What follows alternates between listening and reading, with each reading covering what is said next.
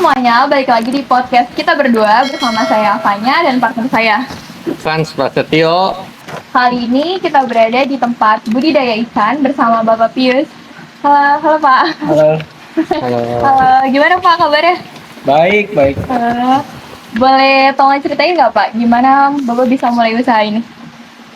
Usaha budidaya lele itu saya dimulai karena mulai pandemi tuh. Mulai pandemi Saat ya. kerjaan susah, proyek-proyek juga berhenti. Saya mulai iseng bikin lele gin. Sistem terpal itu bioflok. Mulai tahun 2020 kali ya. Waktu itu Pas pandemi pas pandemi. Nah kebetulan waktu itu kan saya masih bengkel lah, belum jalan, anak buah harus kerja. Iya. Jadi saya punya inisiatif bikin kolam bioflok itu, ya alhamdulillah sampai saat ini jalan seperti itu. Berarti di sini tuh ikannya ada berapa jenis, Pak? Kalau untuk bioflok itu cuman nila sama lele. nila sama lele. Ikan nila lele. Kalau patin tuh ada orang store karena di sini ada pemancingan tuh. Jadi iseng-iseng patin bawah. Jadi untuk isi kolam. Nah itu jual. Biasanya Pak yang mancing rata-rata umur maksudnya orang tua atau anak-anak atau remaja atau random ya. Terutama yang ramai kalau pagi atau pulang sekolah tuh anak-anak sama ya. orang tuanya.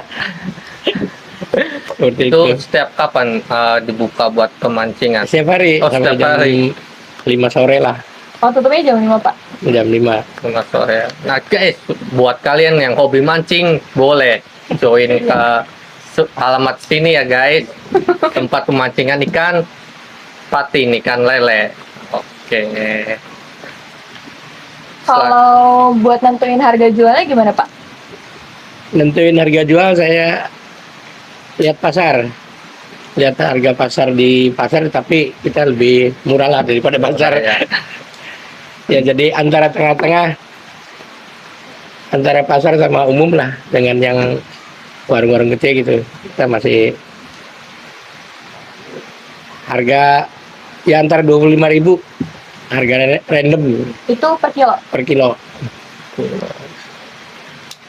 Semua jenis ikan? Semua jenis ikan disamain. Sebetulnya kalau pasaran nila kan lebih mahal hasilnya, antara 35.000 sampai 38.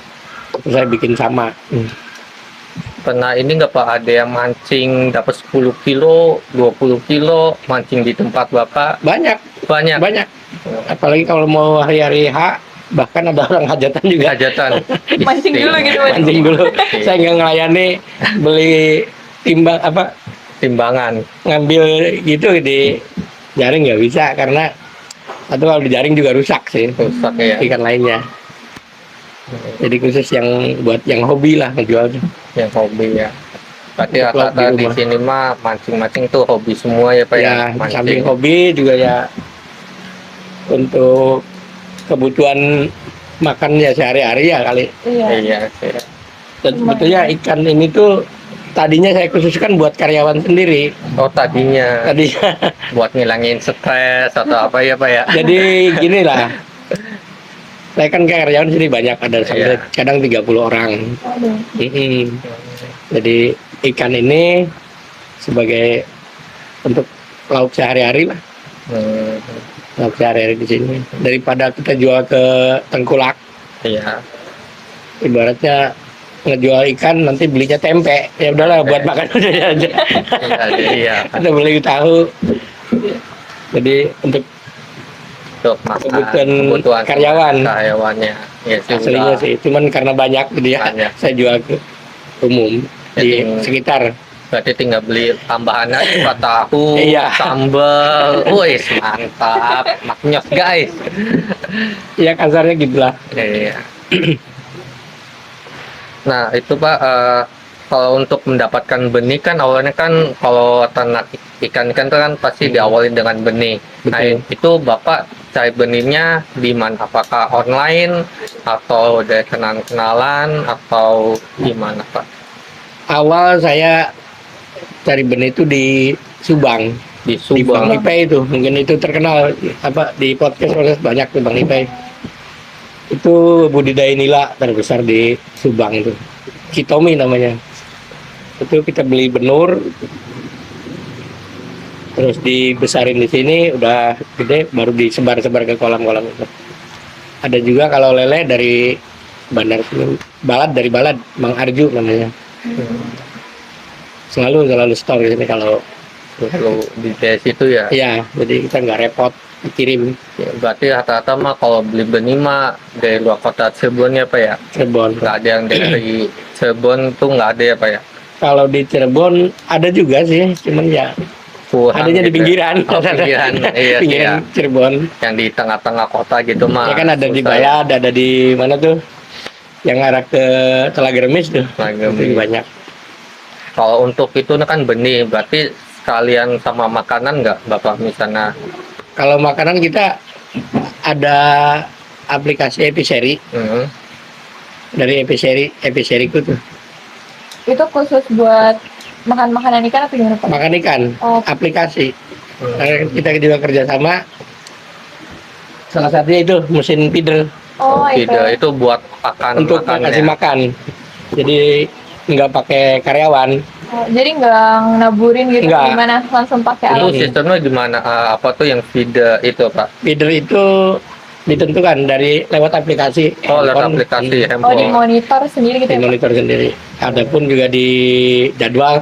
Jadwal ya. Kalau jadwal itu jam 7 pagi, jam 12 sama jam 5 sore.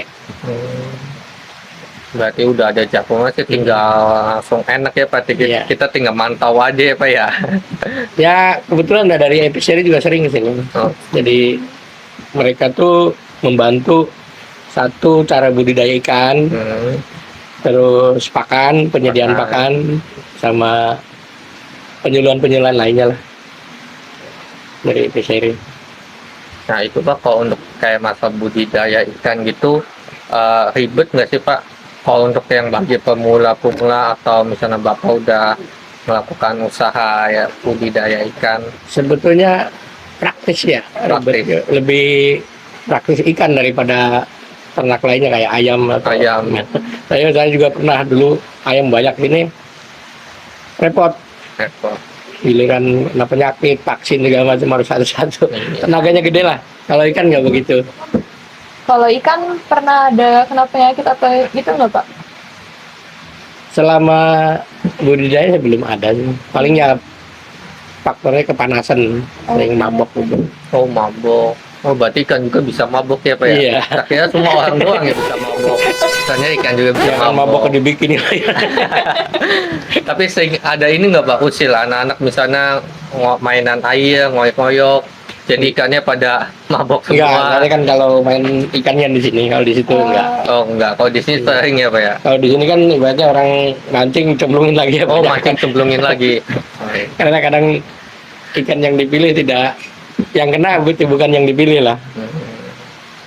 Kalau yang mabuk itu biasanya gimana sih Pak? Mati atau gimana? Ya ada yang mati. Oh, yang Karena- mati. Cuman selama ini ya untuk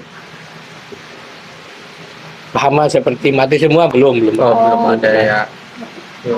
Karena ya cara pengolahan air sih. Yang penting mah kayak rutin kayak gitu aja rutin Pak ya. ganti air. Rutin ganti air. Biasanya berapa kali Pak? Kalau kolam terpa itu setiap 3 hari saya kurangin 1/4. Dibuang kotorannya, terus diisi lagi. Itu kan biasanya tuh kalau ikan di air kan ada vitamin atau apa tuh di air. Nah itu Bapak kasih vitamin atau apa itu biasanya? Enggak, kalau Enggak ya? sistem bioblok itu pakai olahan fermentasi gitu. Fermentasi ya. Jadi karena fermentasi ya banyak, ada 5 macam. Ada garam, ada tetes tebu tuh, Hmm. terus bibit bakteri kan, probiotik, Ya, seperti gitu kan. Nah itu tetes tebu tuh diapain? Tebunya ditetesin itu atau Nggak, kita beli itu oh yang kita beli? jegenan tuh. Oh, pakai tebu Itu yang di ditetesin. sana. Itu sih es tebu. Tebu. Oh ya. Terus Bapak itu ketika sudah panen itu pasarannya jualnya kemana? Apakah ke pasar atau kemana? Atau misalnya ke kalangan daerah sini aja promosi di online atau Shopee? Atau Sebetulnya kalau untuk ngejual pasar Hmm. dari pihak Episeri itu ada yang namanya aplikasi lapak jual ikan. jual Ada. ikan ya. Mereka juga bantu masarkan. Cuman selama ini saya memasarkan di ya itu yang saya bilang buat kebutuhan karyawan itu. Karena pikir saya kan kalau dijual ke luar kan paling harga kan bandar kan antara 18-20 ribu. Sedangkan kalau dijual ke kita beli di pasar kan Pasar, 25 ya. kan. Iya. Ya wis lah kita jual ke karyawan. 25 ribu per kilo. Nggak kerasa ya teman-teman, akhirnya kita udah ada di penghujung acara. Bapak boleh nggak sih Pak kasih tips and trick untuk memulai usaha ini? Kalau tipnya sih kalau untuk usaha budidaya lele atau ikan nila itu ya sabar. Saya hasilnya itu karena tidak signifikan seperti yang dibayangkan itulah. Intinya seperti itu aja. Bagi pemula ya jangan takut untuk memulai karena segala sesuatu itu kalau tidak dimulai ya mungkin tidak akan berhasil lah.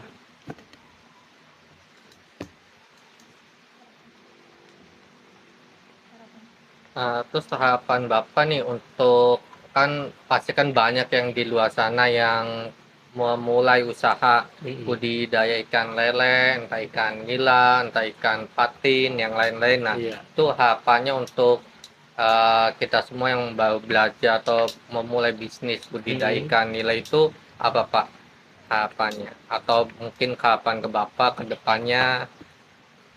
Ya harapan saya ke depan sih ya supaya bisa lebih besar gitu ya. Besar, Untuk harapan ya. itu supaya cuman kita juga nggak menutup kemungkinan ada bantuan-bantuan dari ya bantuan informasi lah dari Episeri segala macam untuk masalah budidaya asal jangan malu aja lah kita bertanya. Sekarang ini untuk pemula-pemula juga kan tidak mesti harus belajar ke kursus atau kuliah khusus gitu kan. Banyak di YouTube atau di apa namanya yang aplikasi Episeri itu. Itu sangat membantu sekali untuk masalah itu. Bahkan untuk dana juga kalau kitanya bener usahanya bener, lokasinya ada dibantu mereka. Oh, dia juga ngebantu Ngasih dana bantuan. gitu ya Pak? Minimal tuh kemarin saya dapat 9 juta. Kayak kartu kredit lah. Cuman ada di aplikasi itu. Jadi tidak bisa diuangkan. Berbentuk pakan dan bibit. Modalnya itu ya Pak ya? Betul. Bukan uang tunai. Bukan uang tunai. Jadi 9 juta semua buat modal kita usaha lagi Untuk gitu usaha. ya. Tapi itu juga repotnya tuh kalau usahanya udah ada. Iya, udah ada. Kalau udah ada kayak gini kayak saya kan ada kolamnya ada Iya, apa? udah Mereka enak lah, sih iya. kasih bantuan untuk bibit, Jadi untuk pakan dan sebagainya lah. Alat-alat termasuk itu. Eviden Alat itu ya Pak? feeder itu. Jadi kita sewa itu. terus Tapi lebih praktis gitu daripada kita kasih makan sendiri. Teratur.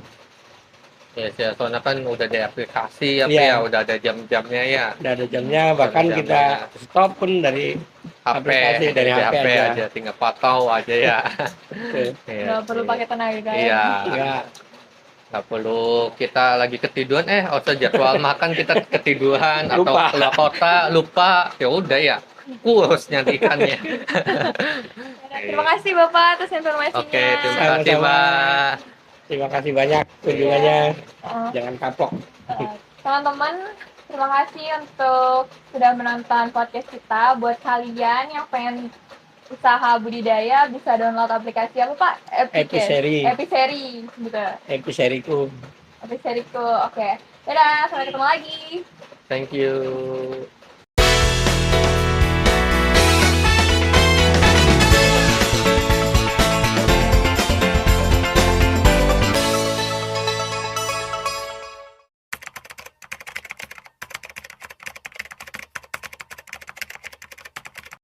Selanjutnya di sini ada pendapatan dari usaha Bapak Tio sendiri. Pendapatan per minggunya ada sekitar 2 juta rupiah, dan untuk pendapatan per bulan itu ada 8 juta rupiah. Untuk selanjutnya di sini ada perhitungan profitnya sendiri. Untuk pengeluaran bulanannya sekitar 17 juta dibagi pengeluaran 3 bulan, yaitu 5.666.666 perak ditambah biaya bulanan, yaitu biaya listrik sekitar 230.500 sama dengan 5.897.166 perak. Jadi 8 juta dikurangi 5.897.166 perak sama dengan 2.102.830 perak. Jadi untuk profit setiap bulan Bapak Pius mendapatkan keuntungan sekitar 2.102.833 perak. Oke, sudah selesai perhitungan profit dari usaha Bapak Pius. Sekian dari saya. Mohon maaf jika ada kekurangan. Wabillahi taufiq wal hidayah. Wassalamualaikum warahmatullahi wabarakatuh.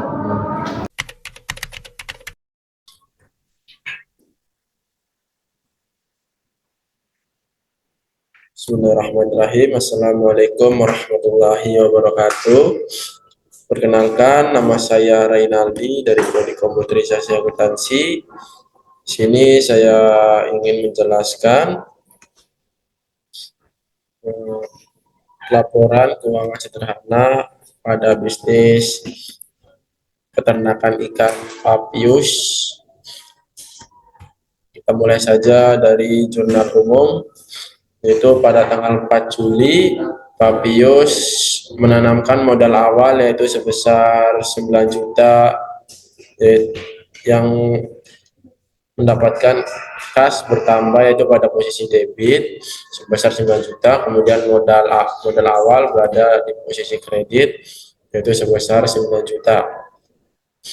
Pada tanggal 5 Juli Papius membeli perlengkapan berupa terpal untuk pembuatan kolam peternakan ikannya yaitu sebesar 650.000 berada di posisi debit, dan kas berada di posisi kredit sebesar 650.000. Kemudian membeli perlengkapan yaitu berupa besi sebesar 300.000 yaitu berada di posisi debit, dan kas berada di posisi kredit sebesar 300.000, dan membeli perlengkapan berupa peredam sebesar 250.000 berada di posisi debit, kemudian kas berkurang berada di posisi kredit.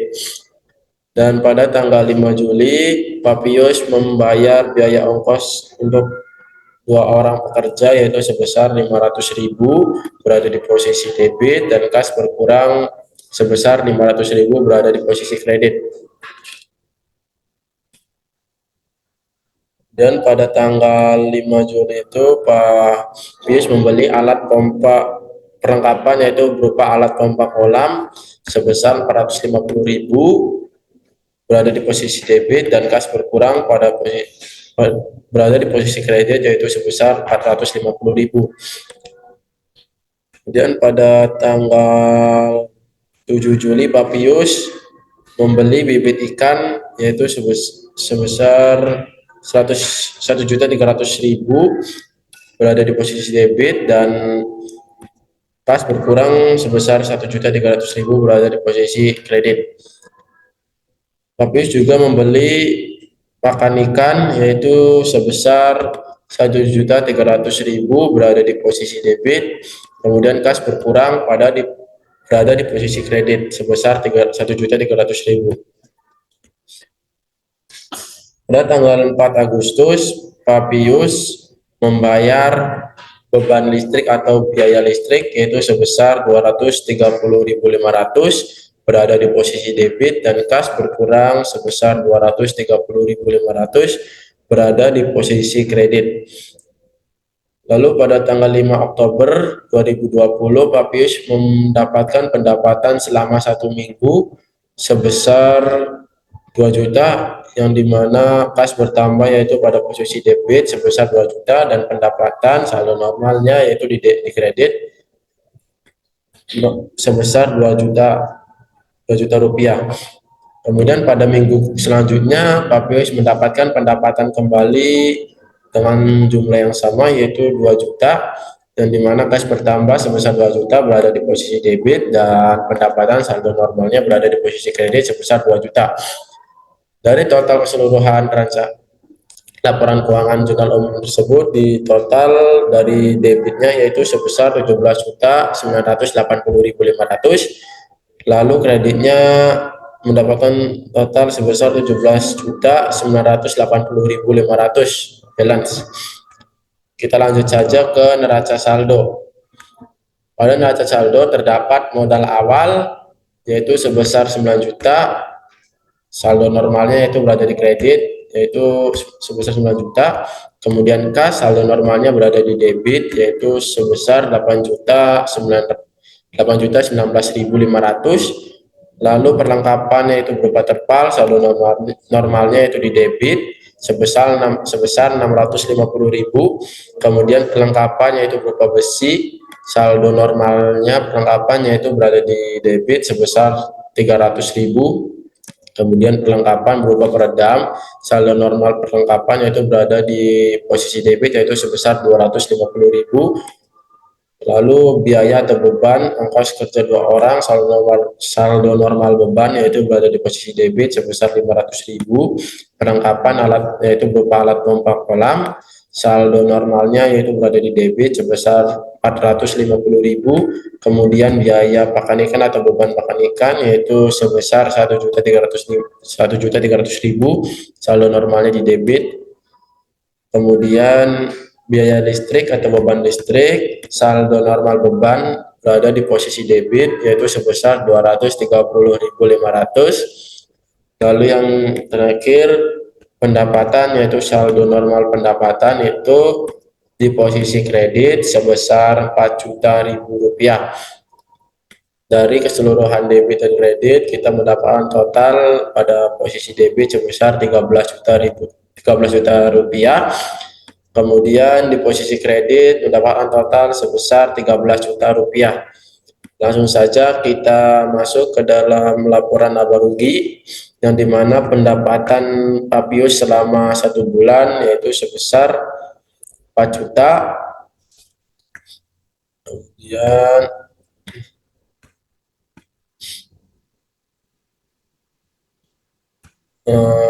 terdapat biaya-biaya yaitu biaya ongkos kerja 2 orang, biaya pakan ikan, dan biaya listrik sebesar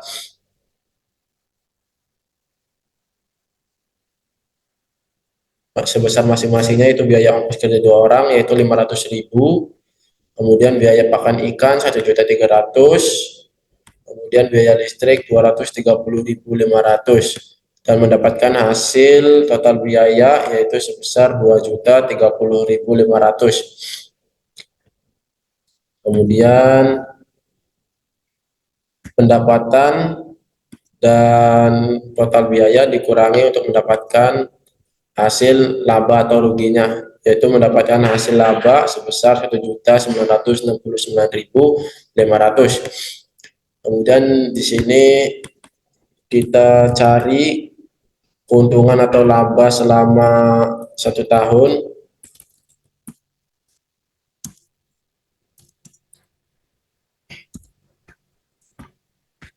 Itu dari total dari laba yang 1.999.500 dikalikan 12 yaitu mendapatkan hasil 23.634.000. Dalam 1 tahun Pak Pius mendapatkan laba sebesar 23.634.000. 634.000. Sekian presentasi dari saya, kurang lebihnya mohon maaf. Wabillahi taufiq wal hidayah. Wassalamualaikum warahmatullahi wabarakatuh. Kenapa jadi presentasi, beli penjelasan, muslah.